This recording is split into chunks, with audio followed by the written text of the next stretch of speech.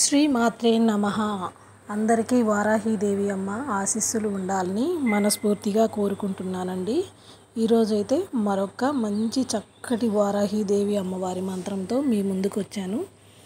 ఎలాంటి పనులైనా సరే కావటం లేదు, ఆగిపోయాయి, మొదలుపెట్టిన దగ్గర నుంచి ఇబ్బందులు ఎదుర్కొంటున్నట్లయితే కనుక ఏదైనా వ్యాపారం కావచ్చు, ఏదైనా బిజినెస్ కావచ్చు, ఆటంకాలు వచ్చి ఆగిపోతున్నాయి, ముందుకు వెళ్ళట్లేదు అనుకునేవారు ఇప్పుడు చెప్పబోయే మంత్రాన్ని ప్రతిరోజు కుదిరినట్లయితే బ్రహ్మముహూర్తంలో అండి, లేదు అనుకుంటే రాత్రి 7 గంటల నుంచి 8 గంటల లోపైనా చెప్పుకోవచ్చు.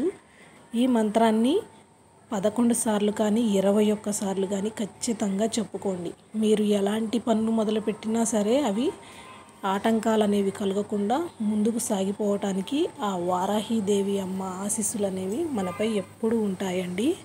ఆ మంత్రం అనేది నేను ఇప్పుడు స్క్రీన్పై స్క్రోల్ చేస్తూ చదివి వినిపిస్తాను. ఒకవేళ చదవటం రాదు, పెద్దగా ఉంది అనుకునేవారు ఒక బుక్ పెట్టుకోండి. ఆ బుక్లో ఇప్పటివరకు చెప్పుకున్న మంత్రాలు అయితే మనం ఇంతకుముందు రాసుకుని ఉన్నాం కదా, ఈ మంత్రాన్ని కూడా 11 సార్లు కానీ 21 సార్లు కానీ ఖచ్చితంగా రాయండి. మనం చదివేదానికన్నా కూడా రాసేది ఇంకా 10 రెట్లు ఎక్కువ ఫలితం అనేదే ఉంటుందండి ఎప్పుడైనా కూడా. మంత్రం వచ్చేసి శ్రీం పంచమి సర్వసిద్ధి మాత మమ గృహమే ధన సమృద్ధిం దేహి దేహి నమః.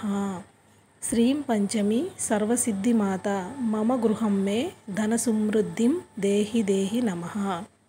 విన్నారు కదండి. ఈ మంత్రాన్ని అయితే ఖచ్చితంగా పాటించండి. ఎలాంటి ఇబ్బందులు ఉన్నా, ఎక్కడ ఆటంకాలు కలిగి ఆగిపోయిన పనులైనా సరే ఈ ఒక్క మంత్రంతో అమ్మవారి ఆశీస్సులు మనపై ఉండి మనం మొదలుపెట్టిన పనులనేవి ఎక్కడ ఆగకుండా ముందుకు దూసుకుపోతాయన్నమాట. అలాగే డేట్ టైంలో నాన్ వెజ్ తిన్నప్పుడు కొన్ని మంత్రాలు చదవకూడదండి.